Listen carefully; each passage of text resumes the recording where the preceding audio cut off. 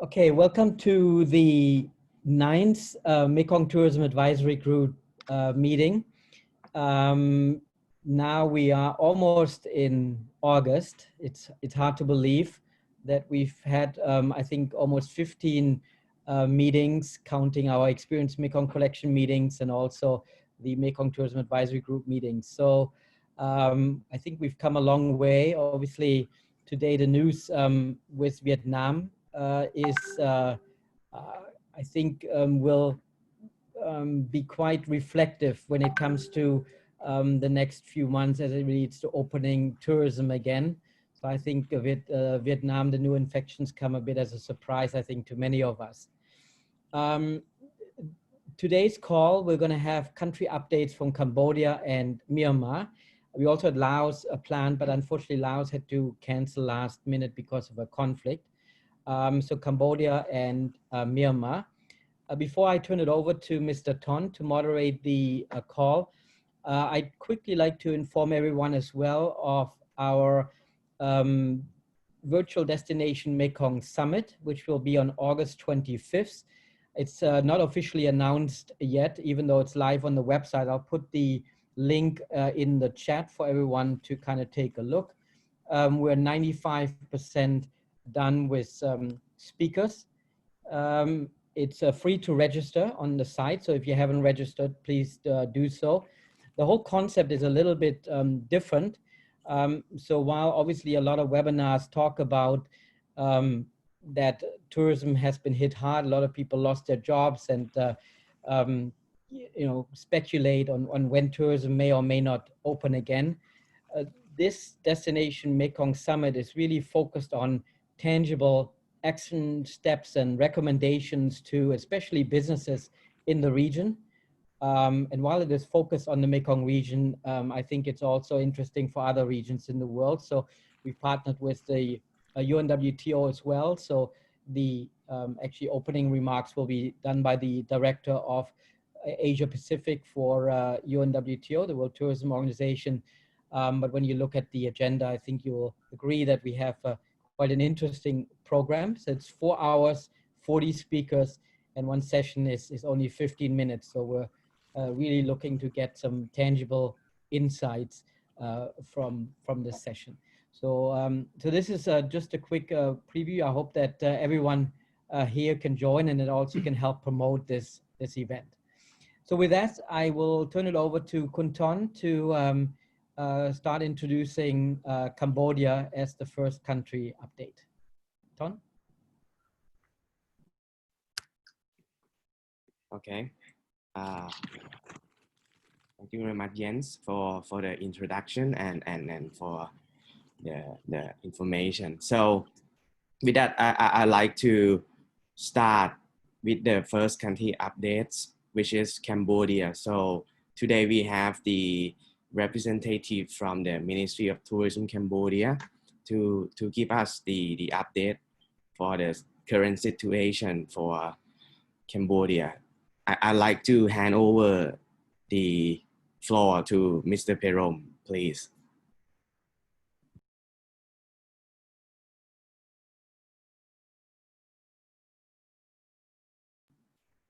Mr. Perom, could you please unmute yourself, please? Let me try to.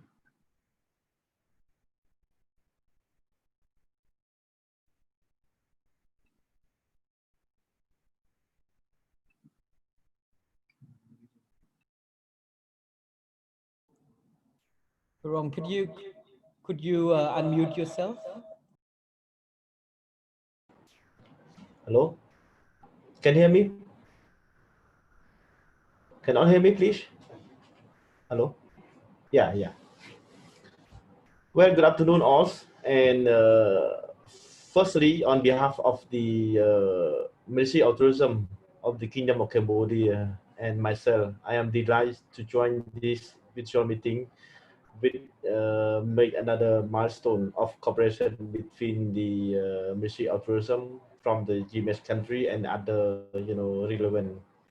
And then we are looking forward to closely working with you all during after this difficult and the challenge time. And I hope today meeting will show the strong support and cooperation from the GMA country. Well, please allow me to share, shortly about the current tourism in Cambodia has been facing the decrease of the international tourists during the COVID-19 pandemic, which affect to Cambodia. This negative impact has been being made of the 111,000 people unemployed, equal by the 45% of the total job in those service. However, the tourist arrival during the COVID-19 pandemic, starting from the January to July 2020, Cambodia received only 1.5 million international tourist arrival and decrease of the 62.2%, and the domestic tourists about 2.5 million, decrease about 50%. The current experience of the fighting against the COVID-19 pandemic since the outbreak, the instruction, directive, guideline, and advice have been disseminated throughout the country under the direct leadership of our Prime Minister. And upon arrival at the airport, all the foreigner traveler have to present their negative COVID-19 at the health certificate obtained in the 72-hour priority of their departure, and the minimum of the 50,000 USD of the medical and health insurance. And they also have to make a deposit of the 3,000 USD by cash credit or debit card for the mandatory COVID-19 testing and potential treatment service experience. For all passengers, they are required to proceed to the designated COVID-19 test center. And then the rule is one: if one passenger tests positive, or passenger from the same aircraft have to be quarantined at the designated place for the 14 days. Second, if no one is test positive, all passenger will be quarantined at their respective residence under self-isolation and monitor closely from the medical personnel and authority. And up to now, Cambodia, in podcast, the number of confirmed cases by yesterday about 230, 79 under treatment, and no death. Cambodia effective collaboration with WHO and Cambodia ad hoc committee led by Ministry of Health and relevant ministry. Along with this containment measure, Cambodia has introduced the government stimulus package for the tax exemption and pay the check for those people and business that have been affected by the COVID-19. So for the scenario to safely reopen tourism sector, the Ministry of Tourism of Cambodia work with other relevant ministry and authority in the preparing one-way and closed-loop charter plan, which is a similar concept to the travel bubble. And then this arrangement must be developed with the high attention and need the strong commitment from the private sector for its implementation. And for Cambodia industry, tourism industry, I would like to inform you that we have promote and encourage the domestic tourism, but under proper guideline and travel restriction from our government. In the past 2 months, the domestic travel has steadily increased. And coming up with this trend, the Ministry of Tourism, in collaboration with the Ministry of Health and relevant ministry, have developed a safety and hygiene measure, the following of the guideline of the WHO to complete the domestic tourists and then the confidence of the contain the outbreak for the first stage. The Ministry of Tourism has already laid out the mandatory and optional requirement of the safety and hygiene, tourism, food, court, hotel, resort, and guest house, tourist transport service, land and water, and the community-based tourism.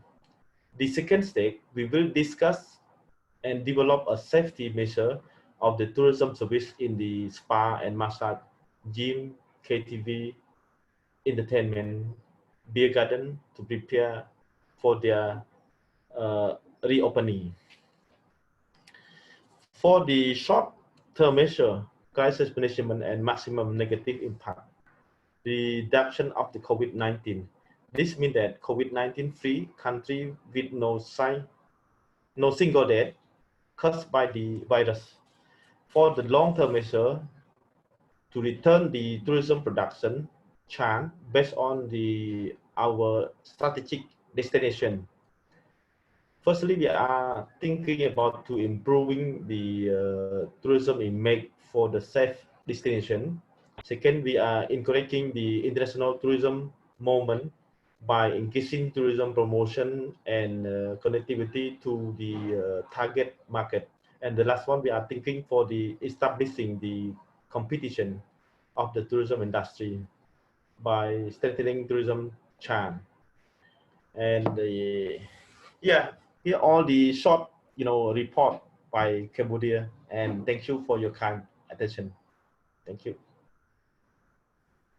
Thank you very much, Mr. Perom, for the updates for the current situation for Cambodia.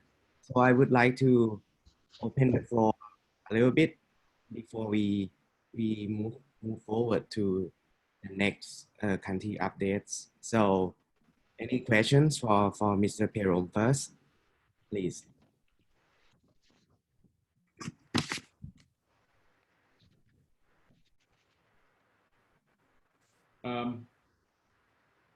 Yes, please. Yeah. I have a question. It's probably not very fair to Mr. Perom because it's likely not within his expertise to answer that. Actually, we have a company in Cambodia ourselves. We really see that domestic travel in Cambodia actually is performing quite well, at least from our perspective. So I fully agree on that. It's quite surprising, perhaps even, not so much from a Thai perspective, but for a Cambodian perspective. Anyway, my question, Al Jazeera just a few days ago, you mentioned that you're following WHO advice in your regulations, well, not yours, but the country's regulations. However, if I'm quoting here Al Jazeera from 3 days ago, where WHO emergency program head Mike Ryan said that travel bans were not sustainable. I'm quoting here, it is going to be almost impossible for individual countries to keep their borders shut for the foreseeable future. Economies have to open up, people have to work, trade has to resume, he said. So this is WHO advice as well. So my question, and apologies, it's not, I understand it's maybe not fair, but maybe otherwise a remark would be, why select certain WHO advisories and not act on other WHO advisories?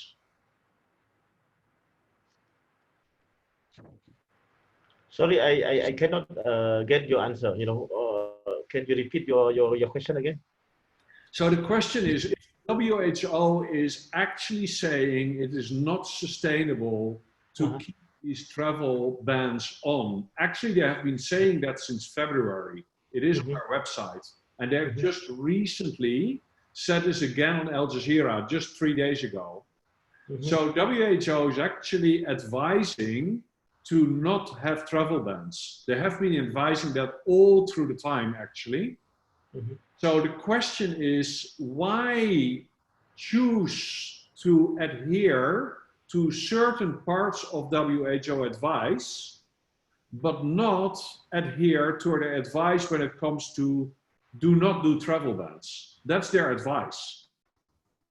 So I don't understand why countries are saying like, well, we follow WHO advice. Well, actually, travel bans are not a WHO advice.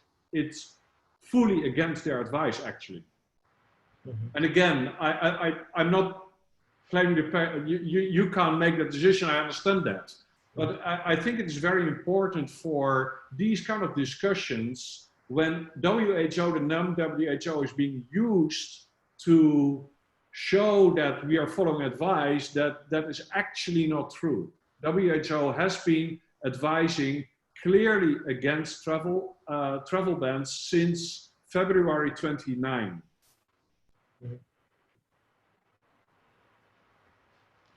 Well, you know, for the Cambodia case, what I'm saying, we are following the WHO, but actually, we know the rule of the Ministry of Health.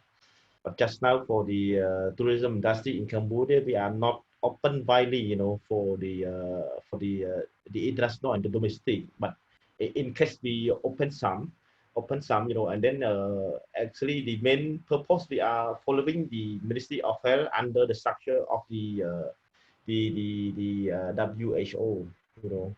Yeah, so I think like, you know, like the hotel and then the restaurant, you know, we have to get the approval from the Ministry of Health, you know, under the indication of the WHO, you know.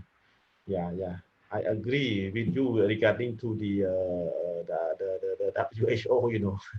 But for Cambodia, we have to listen to the Ministry of Health, and then in cooperation with the WHO. So can this is the answer what you asked?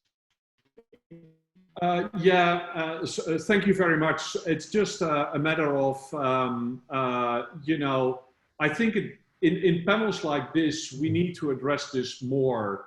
And I think it's not very well known that actually the WHO, and I just posted the link, but you can actually find it on WHO website as well.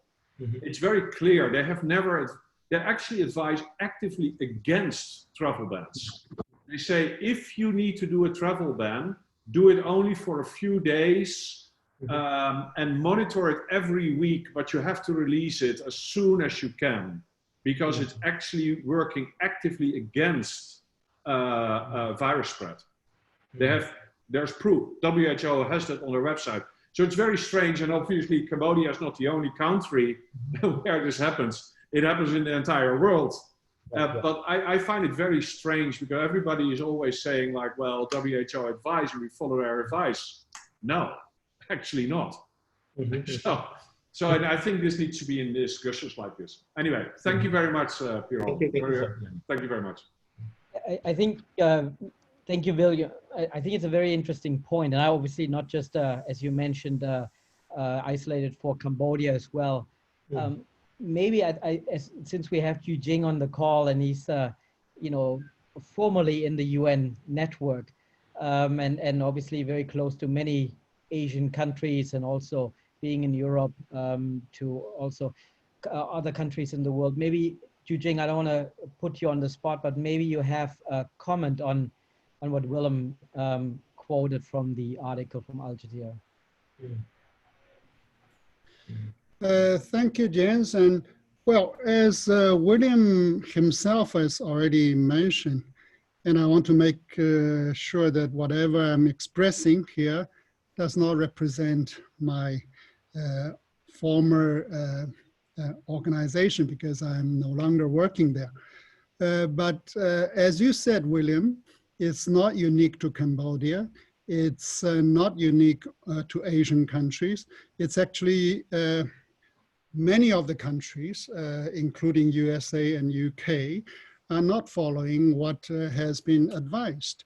And this is not something that is a bit weird to Asian countries. Now, if we really wanted to have a discussion on this, there are a whole number of issues that relates to this topic. But if we look at the concern for the health part, I suppose the so-called travel ban or the rethinking of having a travel bubble or green channel is basically to protect your own citizens from getting affected. Now, to what extent that will be effective, I don't know, as William already pointed out, but certainly for smaller destinations, when the medical system is not that strong, this is one of the many ways that they wanted to protect them. So probably from this angle, we should give some understanding to this kind of government measures. And we leave it to the health authorities to decide whether this is a good or not a good measure.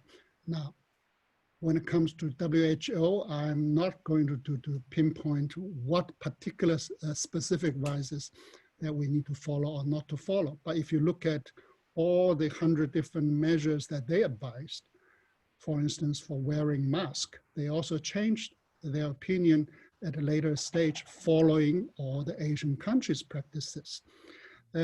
So this is what I would look at it. But since this is a working group, so I wouldn't mind discussing about it. Thank you. Thank you, Jing. Maybe we'll come back to Cambodia. Are there any other questions for Cambodia? Is there any commercial flights actually happening into Cambodia at the moment? Commercial aviation? Well, just now, you know, we have some commercial flights from China, and then we are having from, you know, from USA, you know, and then other countries, some other country, and then the government recently just closed the flight from Malaysia and then Indonesia, and then we are consider the flight to close from the Philippines and the Arabia Saudi, you know. Thank you. Okay, thank you very much. So maybe before we move forward to Myanmar, so I like to ask you one quick question, Mr. Perom. So as seen from the news and media that right now, I mean, Cambodia is working on some bilateral agreements with some countries. So would you please update a little bit that, I mean, which countries or what is the process for Cambodia right now? You know, we are thinking to think about the bilateral country, you know, like China, and then we are thinking to work with Thailand recently. You know, as I know, only just now, only 2 countries, you know, we are thinking about the bilateral country. Yeah, but we still keep in touch, you know. Yeah. Yeah, that's really useful. Thank you so much. And yes, thank you very much for your updates. So if any questions. I have a question for Cambodia. Please. Yes, I'd like to ask with regards to Siem Reap, have the hotels in Siem Reap reopened? Because the original plan was for the hotels to reopen in October, I believe. Has Siem Reap fully reopened? And also the second question is, do you think this $3,000 deposit is a success? Is it something that you're thinking of revising? How has it been accepted by travelers since you did the 3,000 deposit on arrival, please? Thank you. Yeah, yeah. For the Siem Reap province, we are not yet open widely yet for the international, but we are open for the businessmen. But we have to follow strictly by under the direction from the Ministry of Health. But regarding to the 3,000 payment for the tourists and the investor, the government recently just have a quick meeting with the Ministry of Finance in order to get approval from the Prime Minister to take it off of the 3,000. But we are just finished the meeting for a week, last week, and then the Prime Minister agreed with the report already, but we are not yet announced for the official, for the tourists and the investment regarding to the 3,000. So I hope, the Cambodia will be announced shortly, shortly after they consider very carefully on the take it off of the 3,000. Thank you. Thank you, Steven, and thank you, Carol. So, if any other questions for Cambodia? If not, I'll move forward to the next country updates, which is Myanmar. So today we have a representative from Ministry of Hotel and Tourism Myanmar to give the update. So I would like to hand over to Mr. Lamin, please. And then while I'm waiting for him, I just want to share the screen, the presentation from Myanmar. Thank you, Mr. Kwon.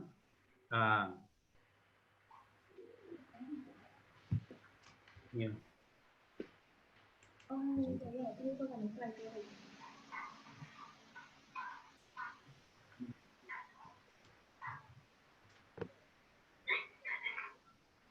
Thank you, Hassan.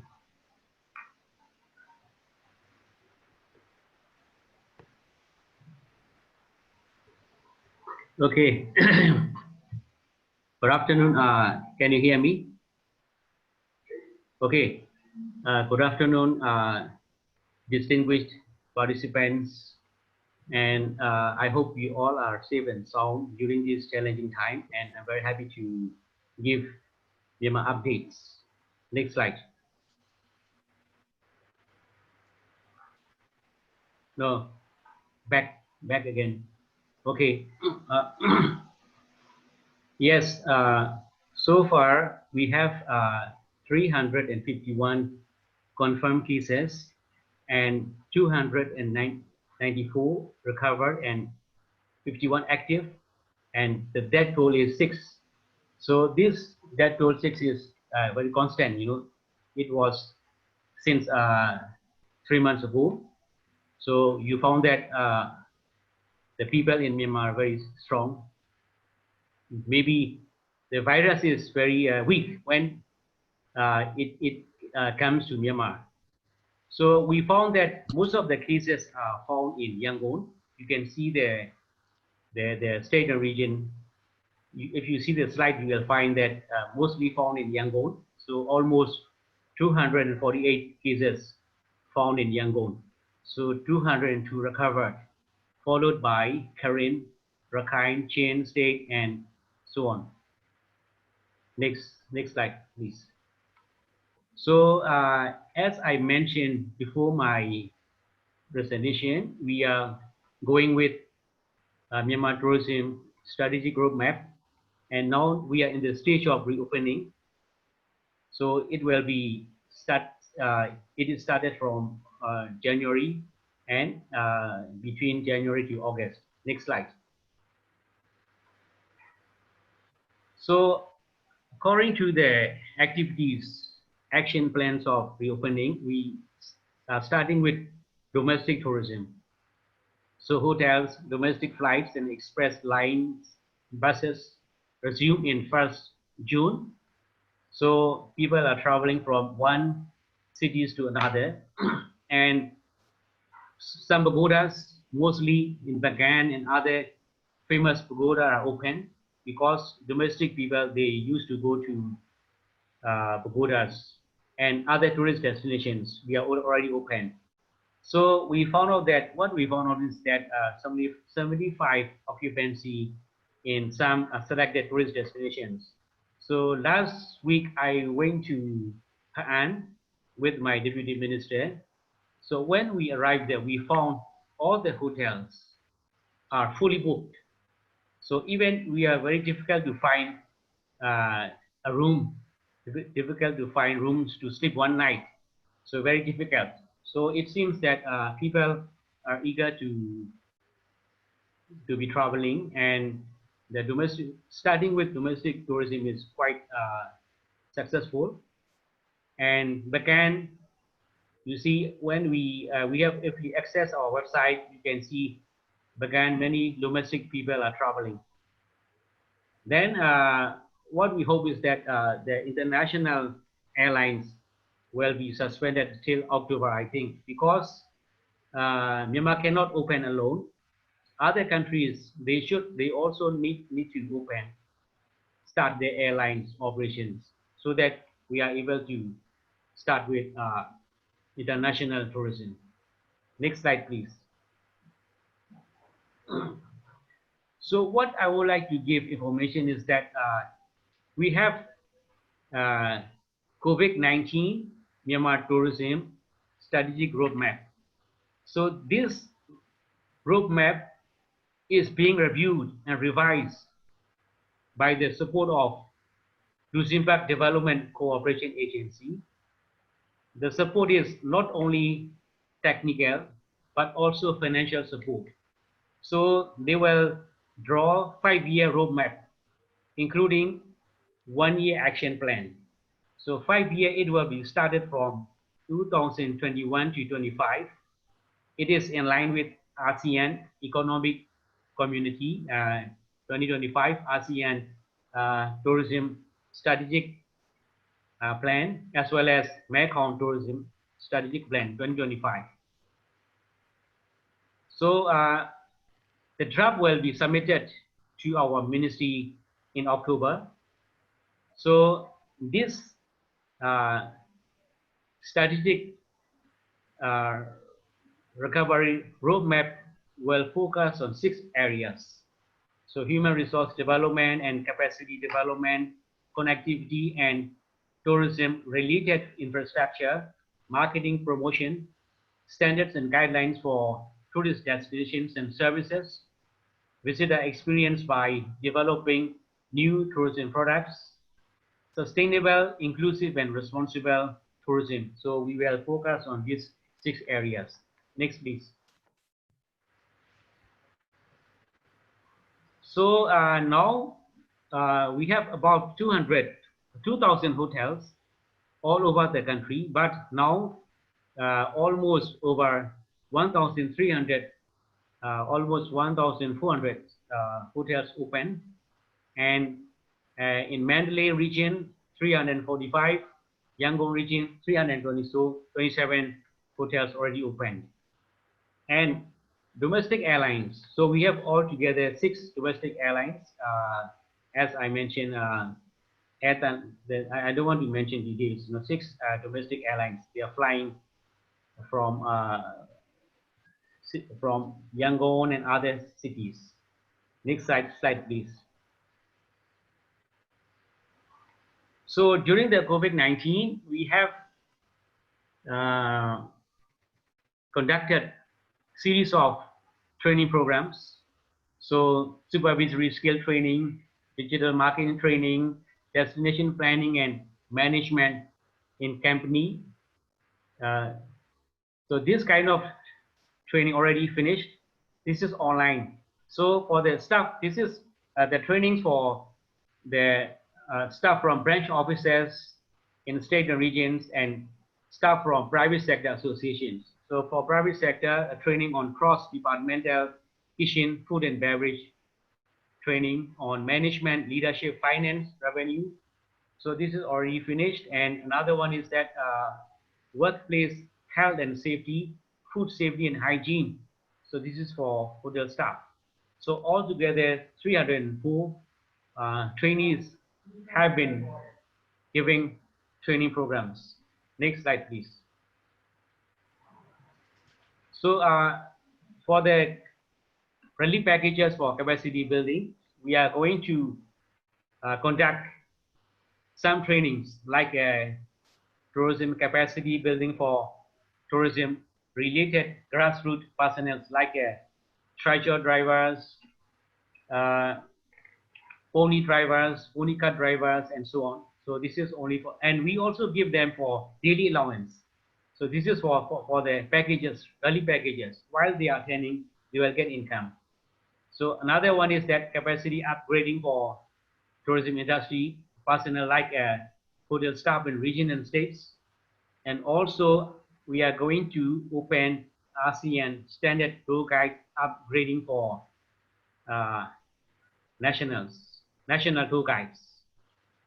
Then we also open a national guides program for University of Foreign Language graduates and graduates with recognized language proficiencies certificates also will be given. So Eco Tour Guide online training supported by Australian scholarship. So we have already selected 10 trainees, and regional tour guides training also three months program. So this is in the ongoing process. We are going to open for the relief packages for capacity building. Next.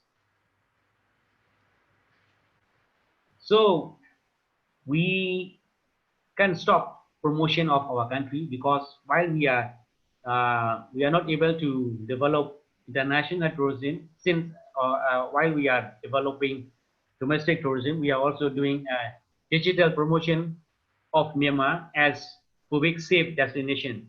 So we are promoting this, and also we are doing digital marketing campaigns to inform the current situation of destinations in Myanmar to rebuild the visitors' confidence. This is very important.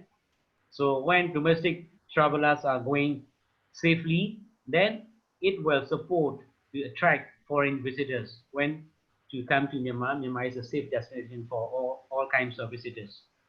So the latest COVID-19 travel news from Myanmar page on Ministry website, so everyone can access about Myanmar. Then tourism web portal. So the about hotels, tour companies, tour guides, restaurants.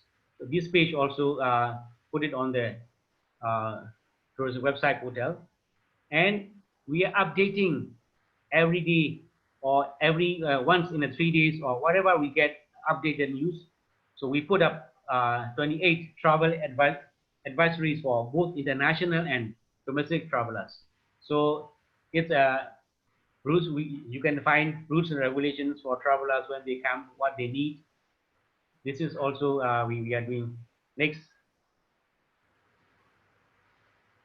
So we have standard operating procedure for COVID-19 safe services and implementation for accommodation, food, destination, tour operators, agency, tour guides, even pagodas. So we are disseminating this SOP to all the destinations, all the places that the visitors going to visit. So this is what we are doing. And travel bubble. So last, I think 10 days ago, we had a meeting with ASEAN Secretariat about travel bubble schemes to the ASEAN framework for travel bubble schemes. So the first step is that all the member countries need to approve whether they are willing to do the travel bubble schemes or not. So in principle, all the countries are agreed, and we have several steps to follow up. So right now we are doing this process, and more importantly is that the tourism cannot do alone. We have to discuss with Ministry of Transportation, Ministry of Health, Ministry of Immigration, and Ministry of Foreign Affairs. So within ASEAN, the ASEAN partners need to be discussed to get a frame. And even we also have to make internal discussions with our relevant ministries to implement travel bubble schemes. So visa policy also very important, and we have given visa exemption, visa on arrival. So we have to review, and so which country we are going to start with our visa policy. This is also we are in the process of discussion and planning for the future. Next step. Next. Okay, I have nothing to add. So I hope my presentation covers some news. Also, it is not maybe complete, but anyhow, I can give some updated news to all our friends and participants in this meeting. Thank you very much. Thank you very much, Mr. Lamin, for your information. So, if anyone has any questions to Myanmar, please. Let's start. Thanks a lot, Ko Jan for this very interesting presentation, and still and again greetings from Berlin. I have two questions. One is related to the quarantine, and one is related to the Myanmar Tourism Strategic Recovery Roadmap. The first one is related to quarantine, because as you can imagine, I'm also would like to go back as soon as possible to Myanmar. You have been mentioning the relaxation of quarantine until August, but at the same time, the international airport is not going to open before October. This is my question: what's going on with the quarantine? Because what I've learned also from a member of Myanmar Tourism Federation, that actually more relief flights or more international flights would come in with business travelers, very important with business travelers. And there's a little bit of a shortage of rooms available now, because there are only 700 rooms available for quarantine, but if 2 or 3 planes per week are coming in, there is not enough space available. So I would like to ask, is there a discussion going on also with Ministry of Health, Immigration, etc., how to handle the quarantine context? This is my question number 1. And the question number 2 is related to the strategic recovery roadmap. You are planning to publish it by October. Now is end of July. And we all know that writing such a roadmap is quite time intense, but should include at the same time consultancy, consultation workshops also with local stakeholders at different destinations. Are you planning to do this within this quite limited time frame? That is my question. Thank you, Ms. Nicole. Actually, my name is Lamin. This is my Facebook name. So Yang Ili is my Facebook name. So it's okay. So right now, what I would like to say is that when now travelers cannot come to our country because of the airlines and other countries as well, they are facing the challenges. So now what I would like to give information is that when the people, the foreigners, they come for the projects, businesses, constructions, and official matters. So if they wish to enter Myanmar, they have laboratory evidence, absence of COVID-19 infection, real-time nasal swab result, taking 36 hours with a way of fast track before departure from their current destination.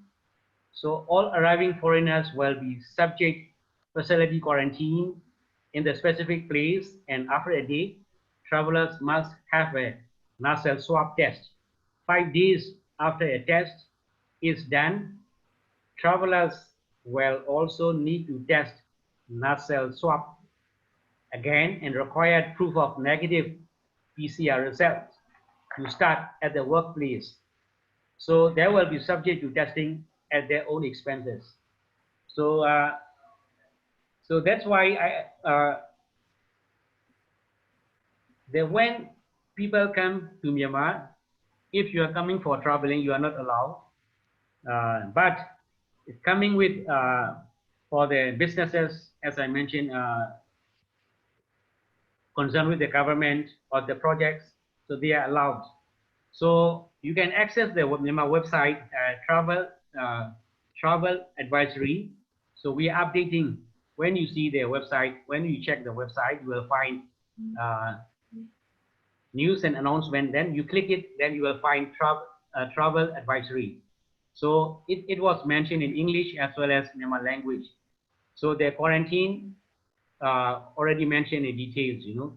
So for the hotels, all the hotels are open.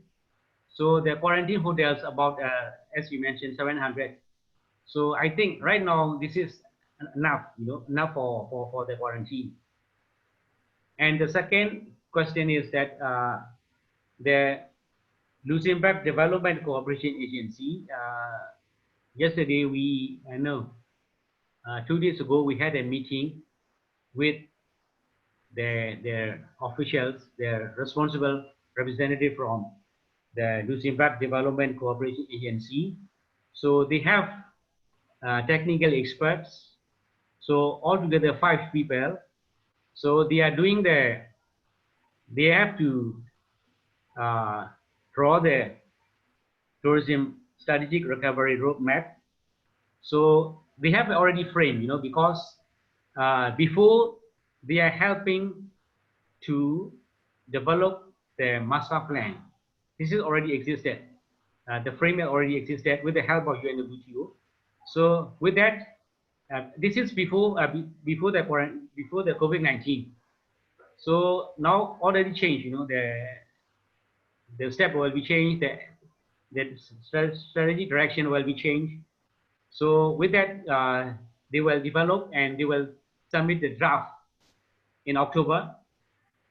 So we have to doing very fast, you know, because it will be started from 21st to 2025, and they also submit the action plan for 2021.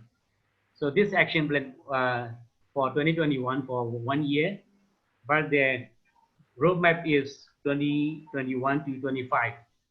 So I think during according to the discussion, it will be finished in time, but it's very tight for them to finish all of the steps, you know. Okay. I think is it. Okay. Can I have a question? Yes. Yes, please. Don Ross, TTR Weekly. I'm just wondering about first of all, the master plan. It's great to have plans, but when you come to COVID, nobody knows what's the future going to hold.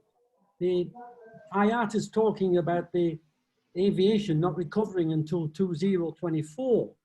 And so I just wonder about the advisability of spending a lot of money and research on a report that will come out in October and could completely change by the end of the year, depending on a vaccine or treatment. But if, as we look at it right now, we're not looking at recovery in 2021. They're looking much further down the track now. So that was my first observation. I wonder if you could respond to that. But the next one is that you mentioned relief packages. Now, if you're a travel agent in this region, I include Myanmar, you haven't had a single tour in your company since the middle of March. No revenue until July, middle of July. Even now, going forward, travel agents have not had a traveler book a tour in their companies since the middle of March. How are they going to survive till the end of the year? I've already seen examples of 2 famous companies in Thailand closing business this month. How many more are in the pipeline? So my question is, what is the Myanmar government doing to try to give these people some relief so that they will be in business when recovery arrives? Because this is a long-term Hey, problem. second package.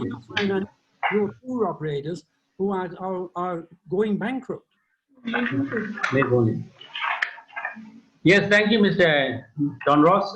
Your question is very important and very reasonable, I understand. Now, frankly speaking, they are facing a lot of huge challenges to survive. So, even though we start with domestic tourism, domestic people, they are not contacting with local companies. They are going by themselves. They have their own car. They have their own plan. So this is very challenging for the travel agencies. So without starting with international tourism, they will not be survived longer, you know. So this is we fully understand. So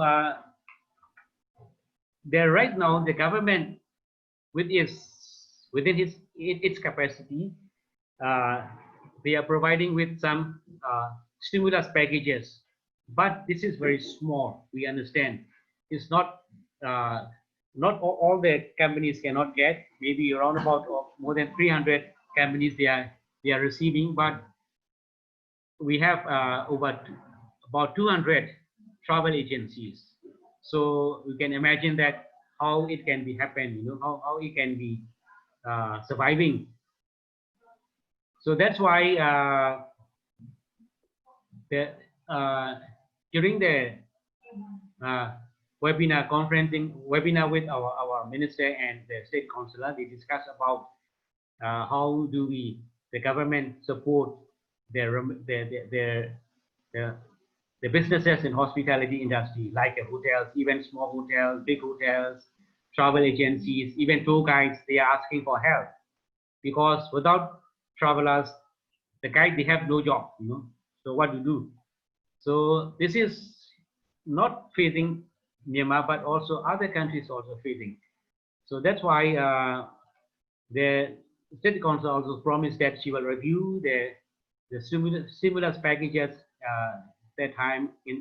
During that time, we will review and find out means and ways to support them. This is the government, what the government is doing. So what the ministry is doing is that we are just only, even though we are giving trainings, over 300 trainees were given trainings programs, but you see the amount is comparing with the whole country is nothing.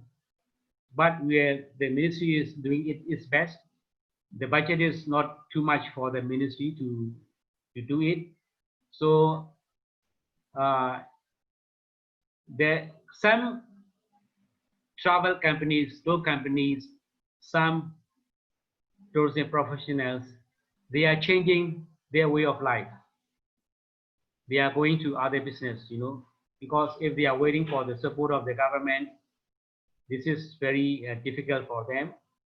So that's why they are changing. So that's why what I want to mention is that starting with domestic tourism, then even though Myanmar has low death rate and infected cases, but other countries, our target market like America or Japan, or they are increasing the infected cases. So this is a problem for the countries who are targeting these countries. So we are starting with domestic tourism and then travel bubble with ASEAN or the countries which are doing with Myanmar. So the Hong Kong, you know, the consular of Myanmar discussed with the Hong Kong the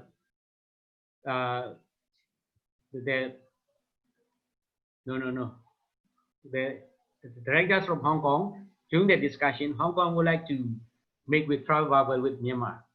So this is we have a opportunity to develop travel bubble, or so it can help them. So thank you very much. I think my answer will cover your question or not, but This is what I understand, and I answer your question. So. Yeah.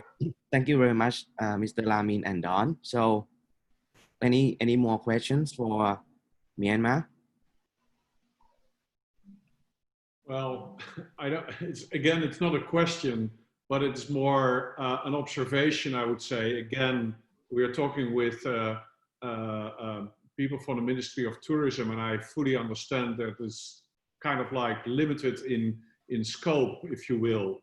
But I think we will not be able to break through this. I've been sitting in these kind of Zoom meetings for a while now and having more of these discussions, seeing more of these discussions.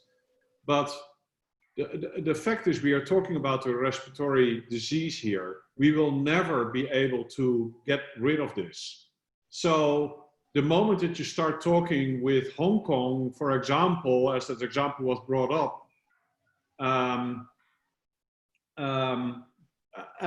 as a travel bubble, well, right now, Hong Kong is closing down and cracking down because COVID is playing up again. I mean, this is going to be more than whack-the-mole. This is not a strategy. And I think, again, there is not something that I, necessarily, it's just an observation that this is not a strategy. If this is going to be, then we are going to have these Skypes for another, or Zooms for another year, because COVID is going to stay. It's an endemic disease and we're going to have to live with it.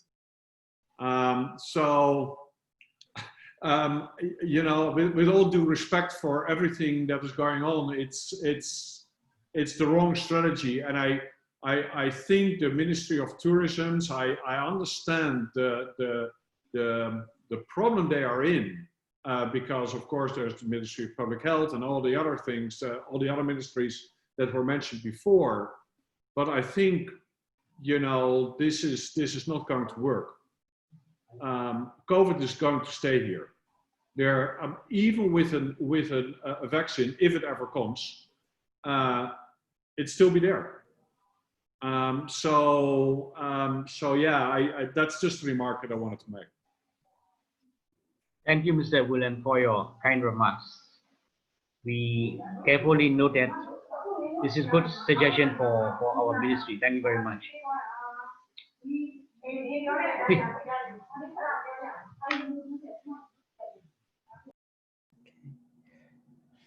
Thank you, Willem. I think as we nearing the end of the call, we're now at 5 o'clock Bangkok time.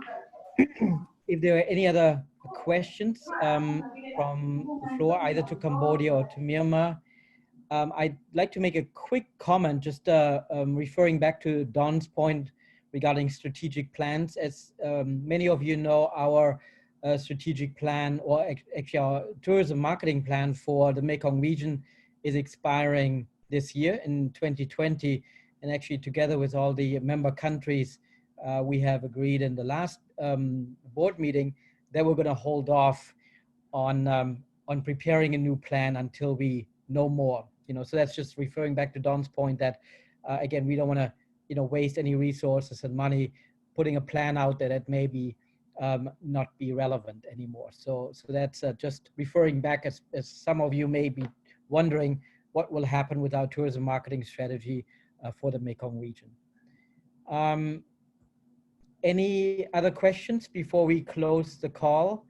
We have a few other people from the member countries on the call that maybe have some other things to add. I see Torsten with Memories Group Myanmar. And obviously, I've seen from his Facebook, he's been traveling around Myanmar quite actively, I think in the search of new experiences and travel products. So maybe Torsten, if you don't mind, you want to give us a quick update on what Memories Group is doing as one of the major travel companies in Myanmar, and what you personally have been seeing traveling around Myanmar. Well, it's funny because I think I was. First, please. Yeah, I know I did. Can you hear me? Can you hear me? Yeah. Okay. No, it's a stunning country this time of year, and I haven't. I've been traveling quite a lot, and you know, out there in the countryside, you don't see anybody with the same color of face that I have. What's happening right now is that a lot of the hotels are starting to open up, as rightly put.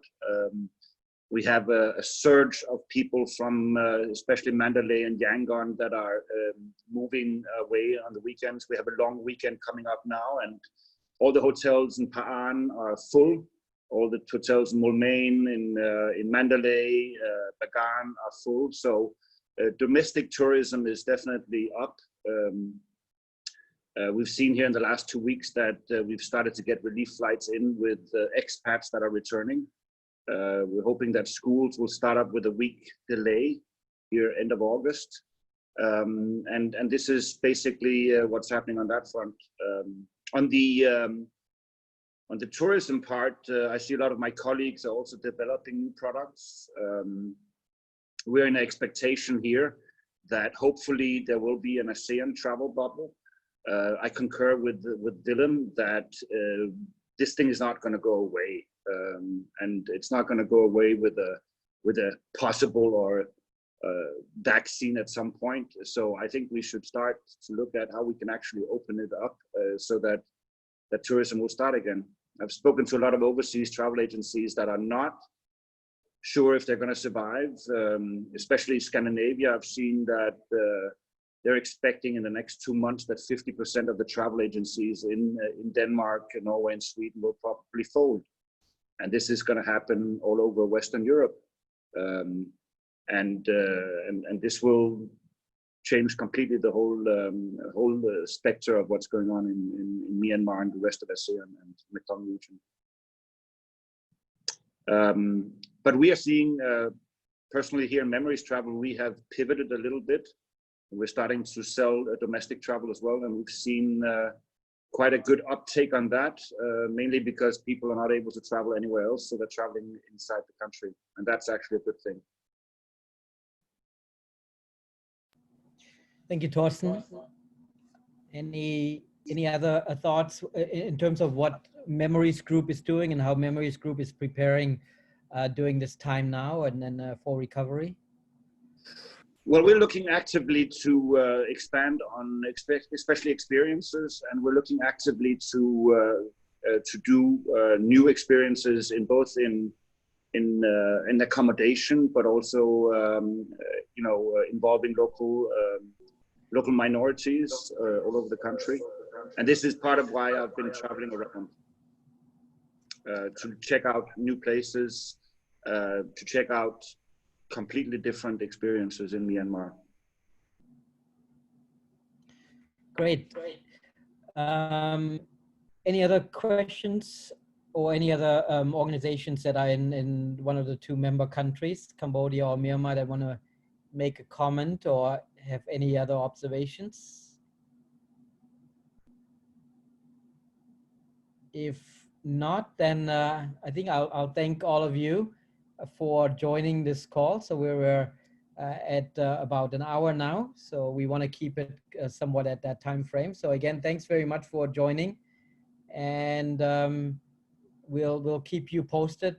We are bringing out our new infographic about the travel situation in the Mekong region in the next couple of days, I think. We're just finalizing the document, checking with the member countries. And then obviously we're updating our resource pages on the Mekong tourism websites as well. So any other questions, obviously feel free to contact us. And now, you know, we're working actively on preparing for our Destination Mekong Summit on August 25th. And we will have also another Experience Mekong collection members call in August as well. Other than that, thank you very much. I think, Ton, if there's nothing else, I think we can thank everyone and close this call. Maybe Ton? Yes. Okay, so thank you very much for participating today. So I will keep you posted on when is the next call of Metag meeting. So with that, thank you very much.